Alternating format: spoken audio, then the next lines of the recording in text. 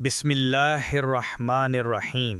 حضرت انس رضی اللہ عنہ بیان کرتے ہیں، رسول اللہ صلی اللہ علیہ وسلم کے دور میں دو بھائی تھے۔ ان میں سے ایک نبی صلی اللہ علیہ وسلم کی خدمت میں حاضر ہوتا تھا، جبکہ دوسرا کاروبار کیا کرتا۔ کاروبار کرنے والے نے اپنے بھائی کی نبی صلی اللہ علیہ وسلم سے شکایت کی تو آپ صلی اللہ علیہ وسلم نے فرمایا، شاید کہ تمہیں اسی وجہ سے رزق دیا جاتا ہے۔ اللہ تعالیٰ نے رزق کے 16 دروازے مقرر کیے ہیں اور اس کی چابیاں بھی بنائی ہیں۔ جس نے یہ چابیاں حاصل کر لیں وہ کبھی تنگ دست نہیں رہے گا۔ پہلا دروازہ نماز ہے۔ جو لوگ نماز نہیں پڑھتے ان کے رزق سے برکت اٹھا لی جاتی ہے، وہ پیسہ ہونے کے باوجود بھی پریشان رہتے ہیں۔ رسول اللہ صلی اللہ علیہ وسلم نے فرمایا، جس کی نماز اثر جاتی رہی گویا اس کا گھر بار اور مال لٹ گیا۔ دوسرا دروازہ استغفار ہے۔ جو انسان زیادہ سے زیادہ استغفار کرتا ہے، توبہ کرتا ہے، اس کے رزق میں اضافہ ہو جاتا ہے۔ حضرت عبداللہ بن عباس روایت کرتے ہیں کہ رسول اللہ صلی اللہ علیہ وسلم نے فرمایا، جس نے استغفار کو لازم کر لیا تو اللہ تعالیٰ اسے ہر غم اور تکلیف سے نجات دے گا اور ہر تنگی سے نکلنے کا راستہ پیدا فرما دے گا۔ اسے ایسی جگہ سے رزق عطا فرمائے گا جہاں سے اسے وہم و گمان بھی نہ ہوگا۔ تیسرا دروازہ صدقہ ہے۔ اللہ نے فرمایا کہ تم اللہ کی راہ میں جو خرچ کرو گے اللہ اس کا بدلہ دے کر رہے گا۔ انسان جتنا دوسروں پر خرچ کرے گا اللہ اسے 10 گنا بڑھا کر دے گا۔ حضرت ابو ہریرہ روایت کرتے ہیں کہ نبی اکرم صلی اللہ علیہ وسلم نے حضرت بلال رضی اللہ عنہ سے فرمایا، اے بلال، خرچ کرو اور عرش والے سے افلاس کا خوف نہ کرو۔ چوتھا دروازہ تقوی اختیار کرنا ہے۔ جو لوگ گناہوں سے دور رہتے ہیں اللہ ان کے لیے آسمان سے رزق کے دروازے کھول دیتا ہے۔ پانچواں دروازہ کثرت نفلی عبادت ہے۔ جو لوگ زیادہ سے زیادہ نفلی عبادت کرتے ہیں اللہ ان پر تنگ بستی کے دروازے بند کر دیتے ہیں۔ اللہ کہتا ہے، اگر تو عبادت میں کثرت نہیں کرے گا تو میں تجھے دنیا کے کاموں میں الجھا دوں گا۔ لوگ سنتوں اور فرض پر ہی توجہ دیتے ہیں، نفل چھوڑ دیتے ہیں، جس سے رزق کی کمی ہوتی ہے۔ چھٹا دروازہ حج اور عمرہ کی کثرت کرنا۔ حضرت عبداللہ بن مسعود روایت کرتے ہیں کہ رسول اللہ صلی اللہ علیہ وسلم نے فرمایا، حج اور عمرہ کرنا کیونکہ یہ فقر اور گناہوں کو اس طرح دور کر دیتے ہیں جس طرح بھٹی لوہے، سونے اور چاندی کے میل کچیل کو دور کر دیتی ہے، اور حج مبرور یعنی حج مقبول کا بدلہ صرف جنت ہے۔ ساتواں دروازہ رشتہ داروں کے ساتھ اچھے سلوک سے پیش آنا۔ ایسے رشتہ داروں سے بھی ملتے رہنا جو آپ سے قطع تعلق ہوں۔ آٹھواں دروازہ کمزوروں کے ساتھ صلح رحمی کرنا ہے۔ غریبوں کے غم بانٹنا، مشکل میں کام آنا اللہ کو بہت پسند ہے۔ نبی کریم صلی اللہ علیہ وسلم نے فرمایا کہ بندوں کو ان کی کمزوریوں کی وجہ سے رزق ملتا ہے اور ان کی مدد کی جاتی ہے۔ حضرت ابو الدرداء رضی اللہ عنہ سے روایت ہے کہ رسول اللہ صلی اللہ علیہ وسلم نے فرمایا، تم لوگ میری رضا اپنے کمزوروں کے اندر تلاش کرو، کیونکہ تمہیں کمزوروں کی وجہ سے رزق ملتا ہے اور تمہاری مدد کی جاتی ہے۔ نواں دروازہ اللہ پر توکل ہے۔ جو شخص یہ یقین رکھے کہ اللہ دے گا تو اسے اللہ ضرور دے گا، اور جو شک کرے گا وہ پریشان ہی رہے گا۔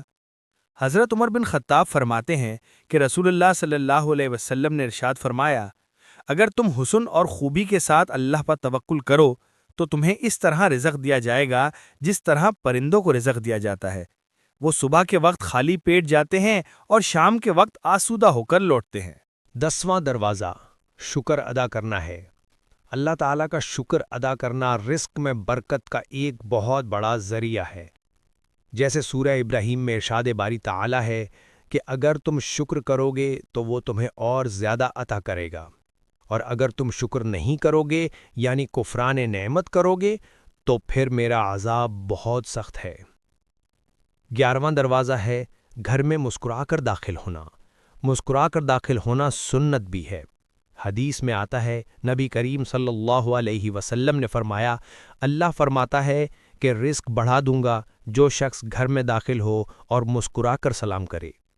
12واں دروازہ گرا پڑا لقمہ کھا لینا ہے۔ حضرت جابر رضی اللہ تعالی عنہ سے روایت ہے کہ نبی کریم صلی اللہ علیہ وسلم نے فرمایا، جس وقت تمہارا کوئی لقمہ گر پڑے تو اٹھا لو اور جو کچھ اس میں لگا ہو اس کو پونچھ ڈالو اور پھر اس کو کھا لو اور نہ چھوڑو اس کو شیطان کے لیے۔ فرمایا، جو کھانا کھاتے وقت دسترخوان سے گری ہوئی چیز کو کھا لے ہمیشہ رزق کی فراوانی میں رہتا ہے۔ 13واں دروازہ، ہر وقت باوضو رہنا ہے۔ جو شخص ہر وقت نیک نیتی کے ساتھ باوضو رہے تو اس کے رزق میں کمی نہیں ہوتی۔ 14واں دروازہ، چاشت کی نماز پڑھنا ہے، جس سے رزق میں برکت بڑھتی ہے۔ حدیث میں ہے، چاشت کی نماز رزق کو کھینچتی ہے اور تنگدستی کو دور بھگاتی ہے۔ 15واں دروازہ ہے روزانہ سورت واقعہ پڑھنا، اس سے رزق بہت بڑھتا ہے۔ 16واں دروازہ ہے اللہ سے دعا مانگنا۔ جو شخص جتنا صدق دل سے اللہ سے دعا مانگتا ہے اللہ اس کو بہت دیتا ہے۔ رسول اللہ صلی اللہ علیہ وسلم نے اشارتاً فرمایا کہ لا حول ولا قوت الا باللہ 99 بیماریوں کی دوا ہے، جن میں سے کم درجے کی بیماری فکر و غم ہے۔ اگر لا حول ولا قوت الا باللہ کے ساتھ لا ملجا ولا منجا من اللہ الا الیہ پڑھ لے تو اللہ تعالیٰ اس سے 70 بلائیں دور فرمائیں گے، جن میں سب سے کم درجے کی بلا فکر ہے۔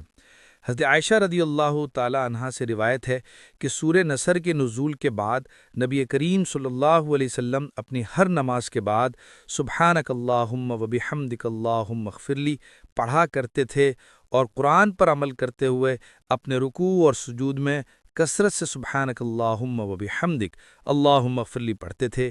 نبی کریم صلی اللہ علیہ وسلم نے صرف اسی پر ہی اکتفا نہیں کیا بلکہ کثرت کے ساتھ اللہ تعالیٰ سے استغفار کرتے تھے۔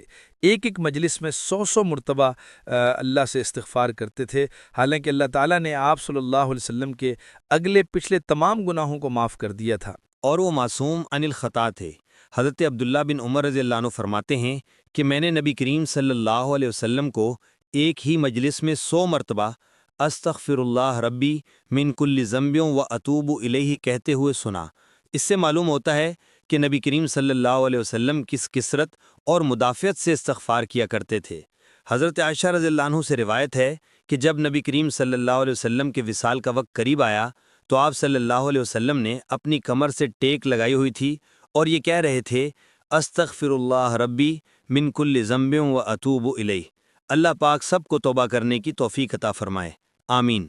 اگر آپ کو آج کی ویڈیو اچھی لگی تو ہمارے چینل کو ابھی سبسکرائب کریں اور ویڈیو کو لائک اور شیئر کریں، اور کامنٹس میں اللہ کے 99 ناموں میں سے ایک نام ضرور لکھیں۔ اللہ ہم سب کا حامی و ناصر ہو۔